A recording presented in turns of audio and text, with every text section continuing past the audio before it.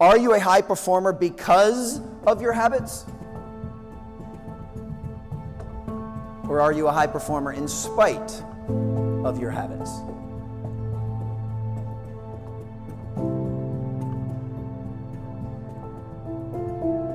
If you were to list the things that you do consistently, especially on the bookends of your day, your morning and evening routine, the things that you do on a very regular basis, which percentage of those are helping you become the best version of yourself, and which of those are hindering you? Which one of those are moving you in the right direction, and which one of those are dragging you down? Here's your first actionable takeaway. I want you to write down a list of the things that fill your bucket. Mentally, physically, emotionally, spiritually.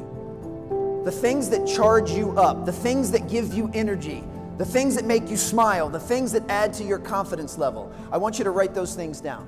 Then on the other side of the paper, with honesty and vulnerability, I want you to write down how you've been spending the bookends of your day. How you've been spending your morning and evening routine. How have you been spending the first 60 minutes after you wake up and the last 60 minutes before you go to bed? And then to complete the audit, I want you to compare the two sides of the paper.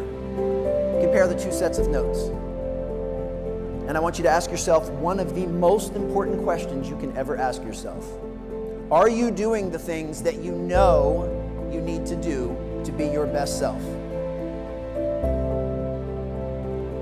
Are you doing the things you feel you should be doing to become your best self? And I can almost promise you, even the highest performers in this room, if you do this with honesty and vulnerability, you're going to start to uncover what's called a performance gap. And a performance gap is the gap between what we know and what we do. And even the highest performers in the world have a series of performance gaps, but they have worked relentlessly to make those at a razor's thin edge. You need to start closing the gap between what you know you should be doing. Remember, you came up with this list. I didn't come up with it. You know that you need to do the things on the left side of the paper. Now it's up to you to make the time to prioritize yourself and emphasize self-care so that you start doing the things that are on the right side of the paper. And you don't have to change everything at once. Start to sprinkle some of the stuff from the left side over onto the right side, even if it's only 5 to 10 minutes at a time. But you owe it to yourselves, you owe it to your families, you owe it to the groups that you work with to show up to everything as the best version of yourself. And the only way you can do that is through your habits. The only way you can do that is by making the time to fill your own bucket. So those are our habits.